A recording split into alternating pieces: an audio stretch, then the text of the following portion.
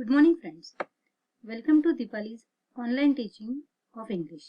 I am Mrs. Deepali Ketikwar and here we are going to learn the remaining part of types of noun, which is the second part of our video.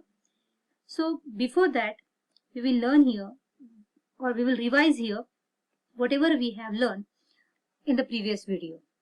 So in the previous video we have started classification of noun. In that we have learned first proper noun. So do you remember what is proper noun? So proper noun means a noun of a particular thing or place or idea or a person, and common means which we can use in general, that is called as common noun. Secondly, we have learned collective noun.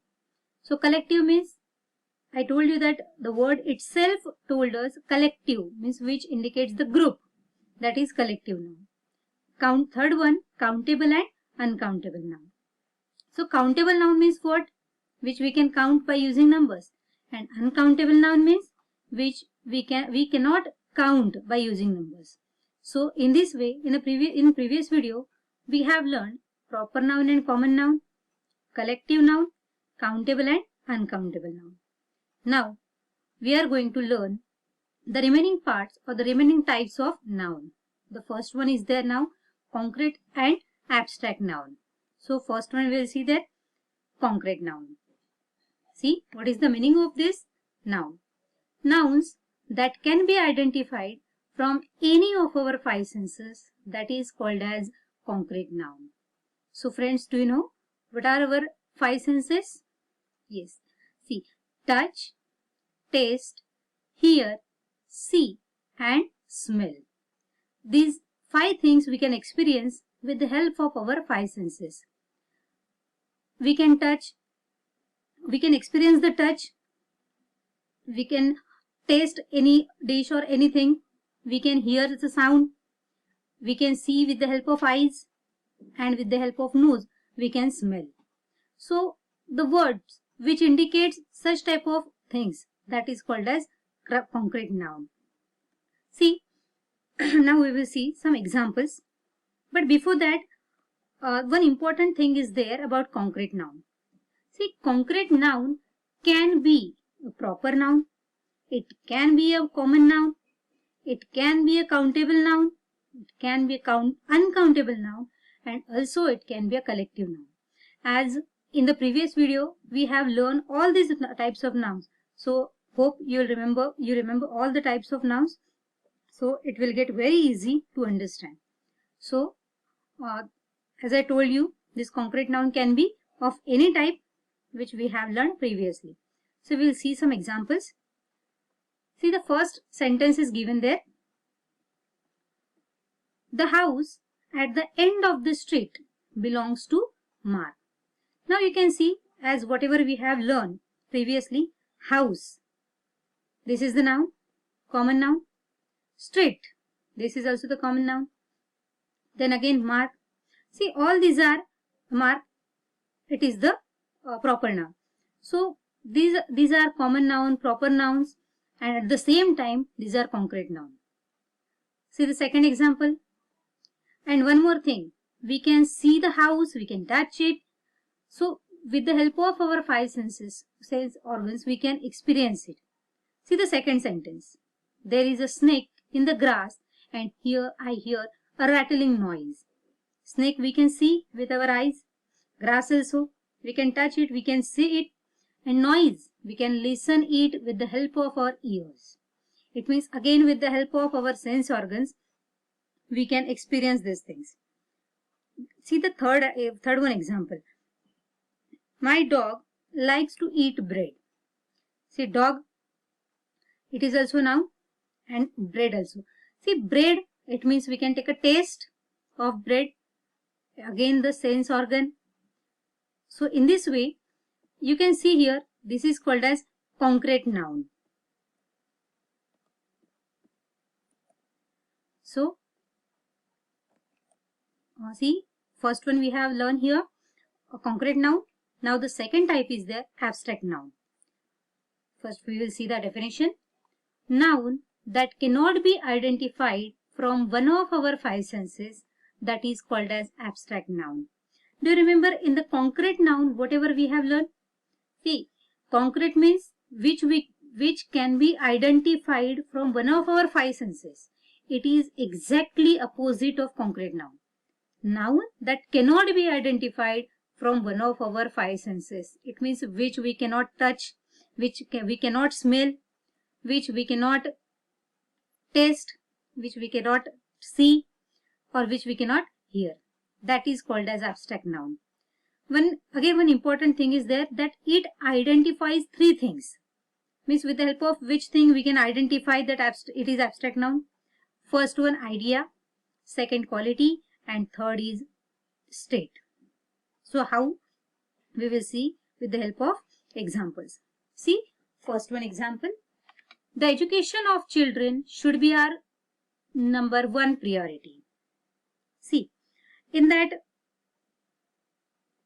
education, in that priority, it is also abstract noun. Second one, he was willing to sacrifice his job. See, in that sacrifice, it is also abstract noun. And third one, see, I was delighted at the news of her success. Success, it is also abstract noun. Can you touch it? No. We can't smell it also. We can't taste it. So it means with the help of five sense organs, we are not able to experience these things. We are not able to touch it. We are not able to taste it. We are not able to smell it. That's why these are concrete nouns.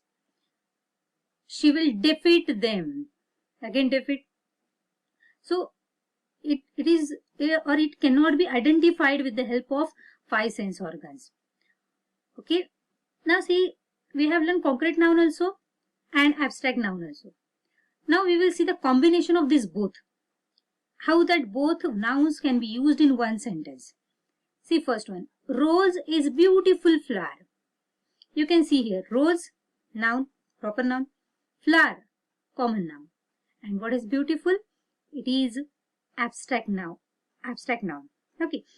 See, as common noun, proper noun, concrete noun can be proper noun. Concrete noun can be a proper noun or common noun. That's why rose, flower, these are concrete noun. And beautiful, abstract noun. You can see most of the times abstract noun is used as an adjective. See second, Kush is very emotional boy. Again the same thing is there. Kush, common noun, it is concrete noun. Kush is proper noun, it is concrete noun. Boy, it is common noun, concrete noun. And emotional, it shows the quality. It is abstract noun. I have full trust on my students' talent. See, this is the third one sentence. In that again one quality is there. Trust, talent. These are some qualities. These are abstract nouns which we cannot touch, which we cannot smell. So this is the combination of these two nouns. Now we will learn the third one type. That is agent noun. Friends, have you heard about this agent noun? Okay, let's see. Nouns which refer to people who do some particular kind of work or activity are known as agent noun. Nouns which refer to people who do some particular kind of work or activity are known as agent nouns. Or it is very easy to identify also.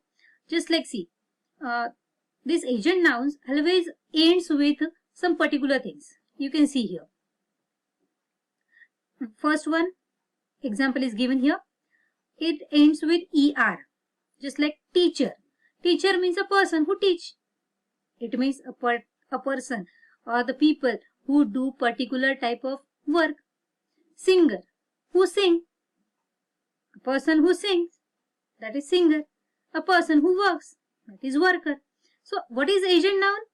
Means it refers to people who do some particular kind of work. Secondly, it ends with AR. Just like burglar, AR. Peddler, AR. You can see third one, IST. It ends with IST. Dentist, pharmacist. One more, what is there? OR. Director. Who direct? That is director. Who prosecute? That is prosecutor. Who translate? That is translator. Just the same, it also ends with IAN. Music, musician. Physician, dietitian. So in this way, it is very easy to identify. You just have to keep in mind these suffixes which are given here, or we always these nouns ends with ER, AR, IST, OR or IAN. So always keep these words or these suffixes in your mind.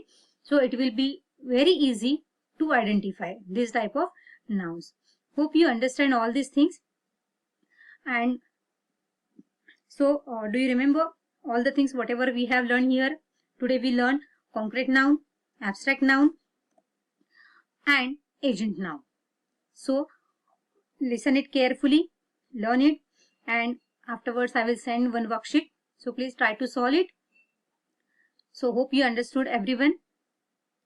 So thank you very much.